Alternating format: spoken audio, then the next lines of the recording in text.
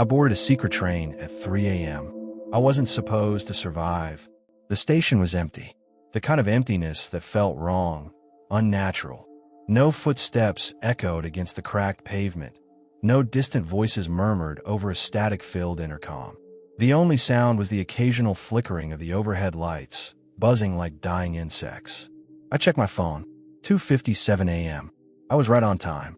The post had been cryptic, a grainy forum thread buried deep within the internet, filled with hushed warnings and half-legible accounts. Arrive at Black Hollow Station at 3 a.m. Wait on platform 6. Board the train. Do not speak. Do not look out the windows. Do not get off until the train lets you. It sounded like some urban legend, a piece of internet horror fiction that had gotten out of hand, but I had to see it for myself. And then, right on cue, I heard it. A distant rumble at first, the sound of something massive cutting through the night. The air thickened, carrying the scent of burning metal and something sickly sweet, like rotting fruit. A light glowed in the distance, growing larger, brighter, until the train materialized from the darkness. A hulking, black locomotive, its windows tinted like obsidian, its engine releasing long, shuddering breaths of steam. The train screeched to a halt before me. The doors hissed open. No one stepped out. No conductor, no passengers, just the yawning, dark entrance of a train that shouldn't exist. I took a deep breath. Then I stepped inside. The interior was wrong. The moment I crossed the threshold, the air thickened, pressing against my skin like I had walked underwater. The walls stretched impossibly high, disappearing into darkness, and the seats, though arranged like an ordinary passenger train, seemed mismatched, taken from different eras. Some were upholstered in rich, red velvet. Others were cracked leather, faded with time. The overhead lights flickered in a sluggish, unnatural rhythm, casting long, shifting shadows. And yet, the most unsettling part was the passengers. They sat completely still, dressed in clothing decades out of date. A woman in a Victorian morning dress. A man in a pinstripe suit, his hat tilted over his face. A little girl clutching a moth-eaten teddy bear. None of them moved. None of them even breathed. They just existed. My stomach twisted, but I forced myself forward, choosing an empty seat near the back. The moment I sat down, the doors slid shut with a final, echoing clank. The train lurched forward, and the nightmare began. At first, I tried to convince myself it was fine. Maybe this was just some elaborate performance, an art project, a secret club for thrill seekers who wanted to feel the rush of the unknown. But then the lights flickered, and I saw something move. Not one of the passengers. No, they remained as still as ever. But something else, something in the aisle. A shadow, long, thin, shifting like smoke, drifting slowly between the rows of seats. My breath hitched. I gripped the armrests, my heartbeat slamming against my ribs. I wasn't alone. The shadow didn't walk. It glided, moving with an eerie smoothness. It slithered past the silent passengers, its form bending, stretching unnaturally.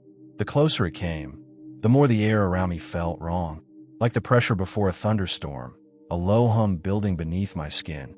I squeezed my eyes shut. Don't look. Don't speak. Don't move.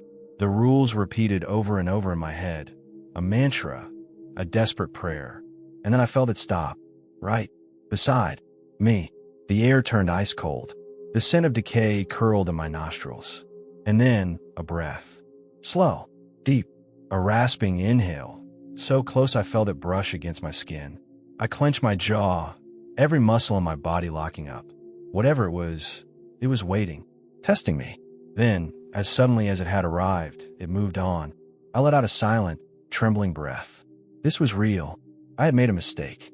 The train kept moving, the outside world a blur of shifting darkness. But something was wrong with the windows. At first, I hadn't looked, obeying the rules. But curiosity clawed at me. I wanted to know, where were we going? Was this train still in my world? Slowly, carefully, I turned my head, and immediately regretted it. The window didn't show a city, or countryside, or even a tunnel. It showed faces, pressing against the glass, mouths stretched wide in soundless screams, eyes hollow and unseeing. Their hands scraped against the pane, desperate, pleading. A choked gasp slipped from my lips, and then, One of the faces turned toward me. Its mouth moved, slow, deliberate. A whisper, spoken through the glass. "You're not supposed to be here." I wrenched my gaze away, heart hammering. The train shuddered. The lights dimmed, the shadows stretching impossibly long. The other passengers, the still ones, the ones who hadn't moved since I boarded, began to twitch. Their fingers curled. Their heads lolled slightly, as if waking from a deep, deathly sleep. And then, the train stopped. The doors slid open with a terrible, grinding screech. Beyond them was nothing but darkness. A void, and yet something moved within it. A shape, a figure, standing just beyond the threshold. Not stepping inside, waiting. I couldn't move, couldn't breathe. And then, one of the passengers, the little girl with the teddy bear, slowly, stiffly, stood up. She turned toward me and smiled. "It's your stop," she whispered. The shadow outside lurched forward, and the doors began to close. The doors were closing. My mind screamed at me to move, to run, but my body remained frozen. The girl with the teddy bear stood motionless, her glassy eyes locked onto mine. That eerie smile still stretched across her lips. Outside, in the shifting void beyond the train, something waited. It had no clear form, just an outline, a distortion in the darkness like a rip in reality. It didn't step forward. It dragged itself, slow and deliberate, as though savoring the moment before reaching me. A cold, slithering dread coiled around my spine. The little girl tilted her head. "You're not supposed to be here," she whispered again. And then she moved. Not like a child, not like a person at all. Her body twisted in an unnatural, jerking motion, her limbs bending at impossible angles as she took a slow step toward me. The doors were about to close. The shadow was coming. I had seconds to make a choice: stay on the train and face whatever was inside, or step out into the void and meet whatever was waiting for me. My instincts took over. At the last possible second, I lunged forward, slamming into the train doors just as they sealed shut behind me. The girl's smile faded. Her empty eyes darkened. She lifted a small, pale hand and placed it against the glass. The train jolted, and then it moved. I collapsed against my seat, gasping, my heart hammering against my ribs. Through the window, I saw the little girl still standing there, motionless, watching as the train pulled away. The shadow beside her remained still, its shape shifting, writhing, but never crossing the threshold. Then, in a blink, they were gone. The station, the figures, the void outside, all of it vanished into the blackness. The train was moving again, but I wasn't safe. I forced myself to breathe, to think. There were rules. I had broken one by looking out the window, but I had followed the most important ones. Do not speak. Do not leave. That meant I still had a chance. I needed to figure out what this train was. The other passengers were still frozen in place, their eyes vacant, their bodies unnaturally still. Were they alive? Asleep? Something else? I reached out, hesitating, and lightly touched the man in the pinstripe suit. The moment my fingers grazed his shoulder, a deep, guttural whisper filled the air. "Don't." I yanked my hand back, my pulse spiking. The voice hadn't come from the man. It had come from somewhere else. I swallowed hard, scanning the car, but there was nothing. Just the rows of silent, unmoving passengers. The train groaned, the lights dimming further. And then, the overhead speaker crackled to life. At first, it was just static, warping and distorting in the quiet. But then, beneath the noise, I heard something else. A voice, distant, garbled. It spoke in a low, mechanical tone, like a corrupted announcement. "Next stop, the hollow place. One passenger departing." My stomach turned. I didn't know where the hollow place was, but every instinct told me I did not want to find out. A gust of frigid air snaked through the train car. The passengers shifted slightly, like marionettes with unseen strings, pulling them ever so gently. And then, one of them stood up. A woman. The one in the Victorian morning dress. Her movements were slow, deliberate, as if waking from a dream. Her veil still concealed most of her face, but beneath it, I saw something wrong. Her skin was too pale, almost translucent, her hands thin and elongated. As she stepped into the aisle, I noticed her feet weren't touching the floor. She glided forward, heading toward the door. My breath hitched. I didn't know what would happen when she stepped off, and I didn't want to find out. But as she moved past me, something even worse happened. She stopped, right beside my seat. I clenched my jaw, gripping the armrest so tightly my knuckles ached. "Don't move. Don't speak. Don't breathe." The woman turned her head, ever so slightly. Beneath the black veil, I saw the faintest glint of something. Not eyes, but hollow, gaping sockets. And then, in a voice that wasn't a voice at all, just a cold, slithering whisper in my mind, she spoke. "You're sitting in my seat."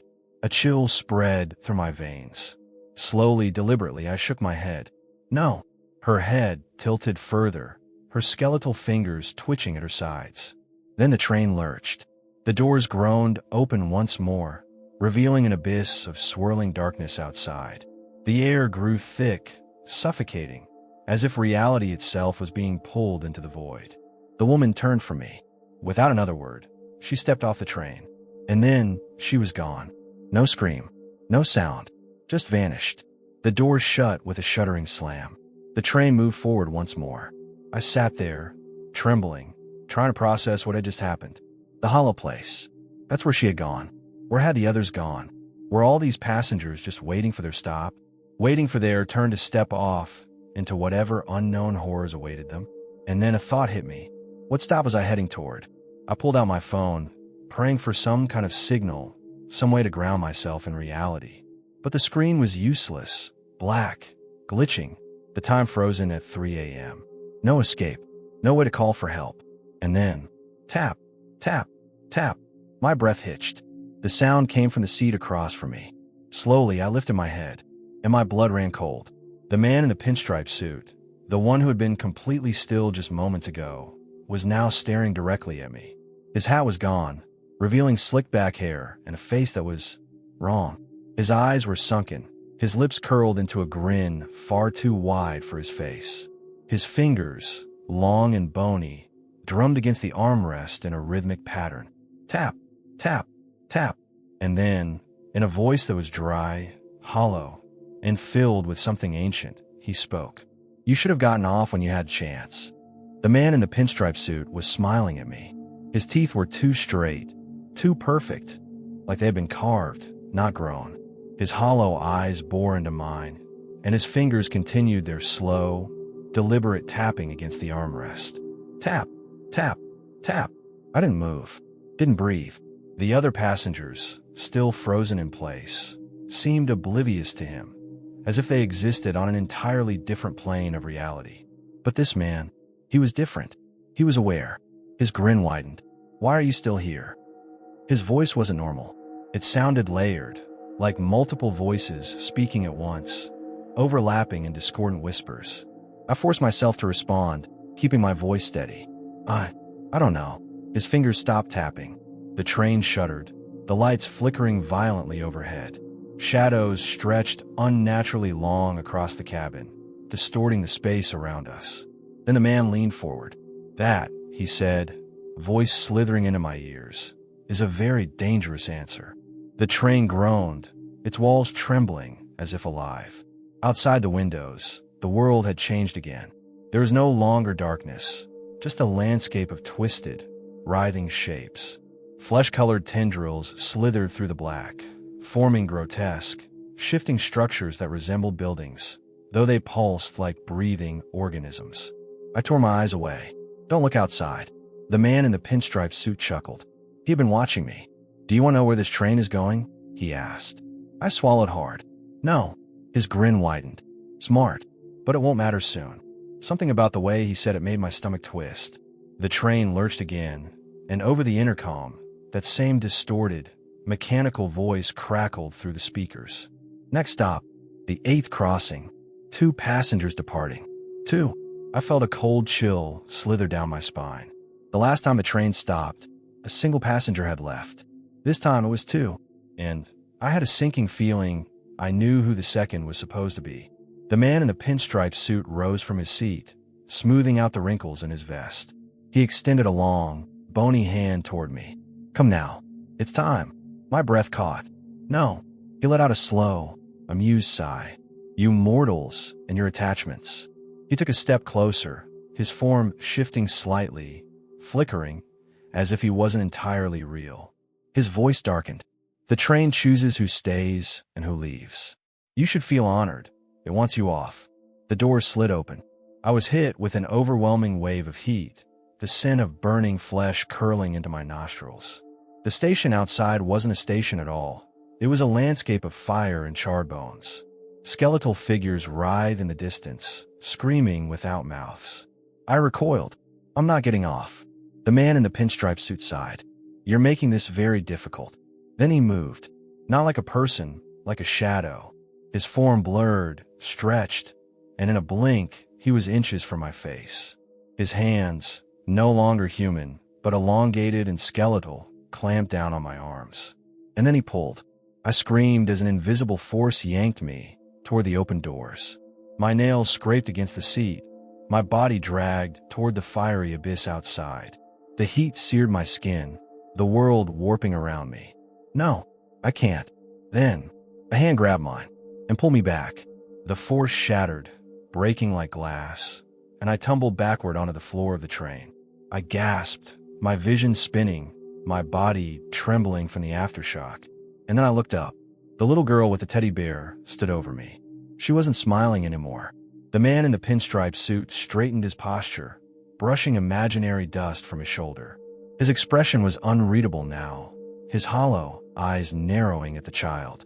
For the first time, his voice lost its amusement. You shouldn't have done that. The girl didn't respond. The train door slammed shut. The pinstripe man exhaled slowly, tilting his head toward me. It seems you've made a friend. His smile returned, but this time it was different, forced. Fine, he said, stepping back. Stay. It won't change anything. The train lurched forward. The outside world blurred once more, the infernal landscape swallowed by the void. I collapsed against the seat, my breath ragged. My arms ached where his fingers had touched me, the skin bruised and darkened, as if something had tried to rot me from the inside. The little girl sat down across from me, clutching her bear. For a long time, neither of us spoke. Finally, I found my voice. Thank you. She didn't react at first. Then, slowly, she lifted her head. Her lips parted slightly, as if she hadn't spoken in a long, long time. Don't thank me yet. My stomach clenched. The train lights flickered. The walls trembled again, groaning, shifting. And then, the intercom buzzed to life once more. But this time, the voice wasn't mechanical. It was screaming. The intercom screamed. It wasn't static. It wasn't distortion. It was a raw, agonized wail, human but wrong.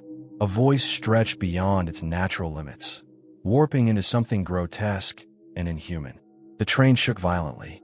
The lights flickered in rapid, erratic bursts, plunging the car into strobing flashes of darkness and blinding white. The walls groaned, metal twisting, the very structure of the train seeming to protest. And then, the screaming stopped. The silence was worse. It pressed in, thick and suffocating, as though the train itself were waiting. I turned to the little girl, still clutching her teddy bear. She didn't seem startled, just watchful. What was that? I whispered. Her grip tightened on the bear. It's waking up. A chill slithered down my spine. What's waking up? Before she could answer, the intercom buzzed again.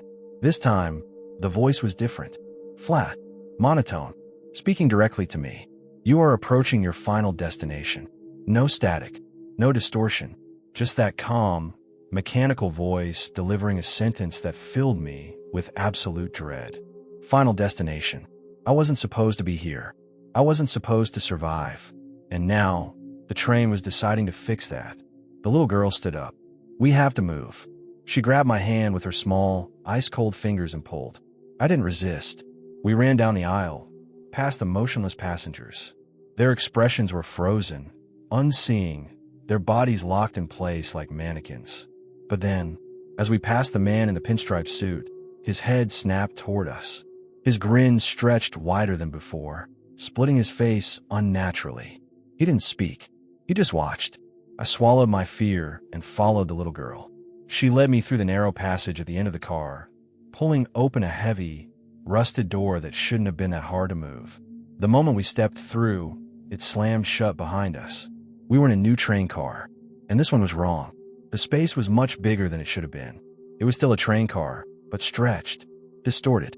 The seats were old, decayed, and covered in thick, black veins that pulsed like something alive. The walls were warped, shifting like breathing flesh. And the worst part, the people here weren't frozen. They were moving. Or at least, parts of them were. Scattered across the car were limbs. Pale, emaciated arms reached out from between the seats. Twisted, claw-like fingers twitched against the floor. Faces, half-formed, eyeless, were embedded in the walls, their mouths silently gasping. I felt nausea crawl up my throat. What the hell is this?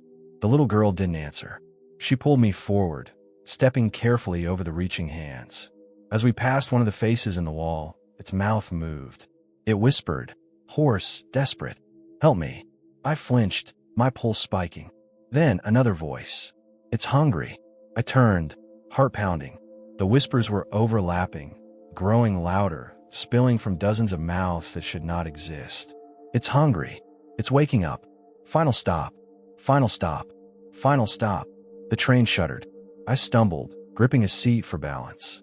The floor beneath me convulsed, the black veins rippling like something was moving underneath. The whispers turned to screams. The little girl grabbed my arm. "Run." The train car came alive. The seats melted into writhing, sinewy masses. The limbs on the floor crawled toward us, fingers clawing, nails scraping. The mouths in the walls stretched wide, releasing guttural, ear-piercing wails. Something was coming. Something massive. We ran. I jumped over a reaching arm, barely dodging as a seat split open, revealing a gaping, tooth-lined maw that snapped shut just inches from my leg. Ahead of us, at the far end of the car, was another door. The little girl yanked at it. Locked. The train lurched, and I fell to my knees. And then, I felt it. The presence. It was behind me. A deep, wet, rasping breath filled the air.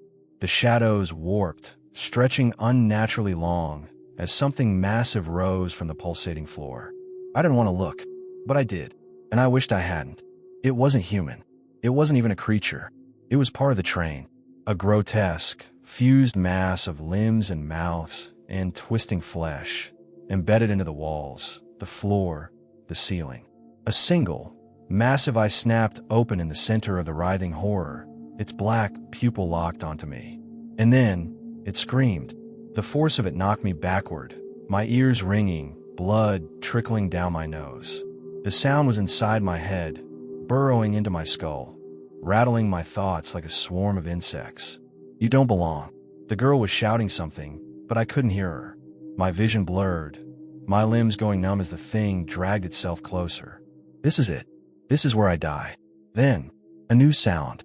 The train's intercom crackled, and that flat, mechanical voice spoke again. Arrival at the final stop. One passenger departing. The creature froze. Everything stopped. The limbs twitched. The screaming mouths fell silent. The massive, singular I blinked once, and then the train doors slid open. Outside was not a station. It was a void, an endless, yawning abyss of pure black, stretching infinitely in every direction. Something deep within it moved. The air changed, heavy with something ancient. Something watching. The creature began to move again. This time, not toward me, but toward the door. It was being pulled. The black veins along the walls snapped, tearing the thing free from the train. It thrashed, screaming, shrieking, clawing as it was dragged, forced into the abyss. And then, it was gone. The door slammed shut. Silence. The black veins retreated. The limbs disappeared. The train returned to normal, or as normal as this place could be. I lay there, trembling, gasping for breath. The little girl knelt beside me. Her small, cold hand rested on mine. I turned to her, swallowing hard. What was that?" She hesitated. Then, softly she whispered, "The train." My stomach twisted. "The train." She nodded. "It's alive, and it doesn't want you here." I felt my blood run cold. The intercom crackled again, and this time, the voice said something different. Something much, much worse. "Final stop approaching. No passengers will depart." The intercom's final words echoed through the train. "Final stop approaching. No passengers will depart. No passengers will depart." The little girl's grip on my hand tightened. I could hear my own heartbeat, a frantic, terrified drum against my ribs. The train lights flickered wildly. The windows, once showing glimpses of impossible landscapes, now revealed nothing. Not blackness, not void, just absence. A space where reality itself had unraveled. The air grew heavy, thick, wrong. It felt like I was sinking, like something unseen was wrapping around me, pulling me deeper into the train. I turned to the little girl. "What does it mean?" I asked, my voice barely above a whisper. She didn't answer right away. Then, in a voice so soft it was almost lost in the humming of the train, she said, "It's never letting us go." The walls groaned. The train slowed. The intercom crackled to life once more, and this time, the voice wasn't mechanical. It was layered, a chorus of distorted, overlapping voices, speaking in unison. "You do not belong here, but you cannot leave." The words slithered into my ears like a whispered curse. I turned to the little girl. "There has to be a way off." Her eyes darkened. "There is." A lump formed in my throat. "Then tell me." She hesitated. Then, finally she whispered, "You have to break the rules." Rules. I thought back to the strange instructions I had found at the beginning of this nightmare. Follow the rules, and you survive. But now? Now the only way out was to disobey them. The train shuddered violently, nearly throwing me to the floor. Outside, the nothingness rippled. It was waiting for us. The little girl turned to me, her voice urgent. "Listen to me. You have to do exactly as I say." I nodded, swallowing my fear. "Tell me what to do." She held up her fingers, ticking off the rules. Rule 1. Do not acknowledge the frozen passengers. I turned my head. The passengers were moving now. They weren't alive. Not really.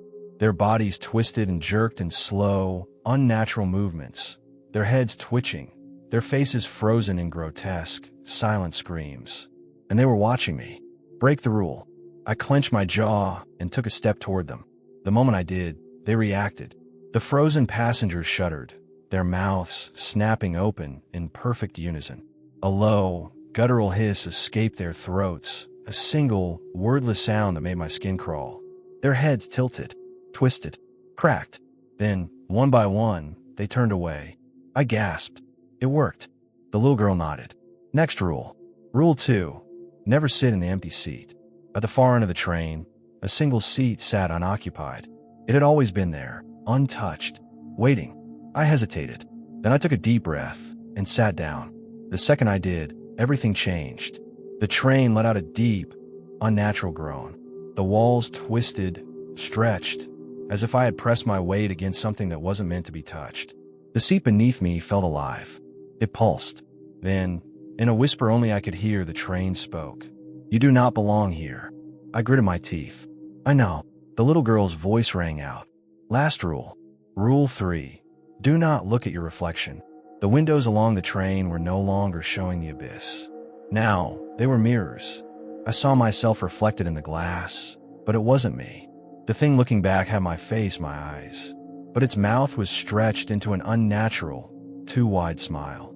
Its skin was pale, almost translucent, and it was moving when I wasn't. It lifted a hand. It waved. A sharp pain shot through my skull, a piercing, mind-shattering sensation like a needle burrowing into my brain. "Look away." The little girl's voice was desperate now. Now. But I couldn't. The reflection's head tilted. Its eyes locked onto mine. And then, it stepped out of the glass. The train screamed. The entire car collapsed inward, metal and flesh intertwining in a grotesque, writhing mass. My doppelganger lunged at me, hands outstretched, its mouth splitting open to reveal rows of needle-like teeth. I threw myself backward. The little girl grabbed my wrist, and together we ran. The train car distorted around us. The walls stretched and contracted like a living lung. The intercom blasted incoherent, nightmarish sounds. And then, the doors of the far end burst open. A blinding, white light poured in. I didn't think. I didn't hesitate. I jumped. Falling. I was falling. Through endless light. Through nothing. Through everything. And then, I woke up. I was back, lying on the cold concrete of an abandoned train platform. The station was empty. Silent. The air was thick with dust, untouched by time. The train was gone. The little girl was gone. I pushed myself up, my limbs trembling. My mind raced, trying to process everything. Was it real? Did I escape? I turned toward the tracks, and my blood ran cold, because sitting on the ground, right where I had woken up, was a small, stuffed teddy bear. The end.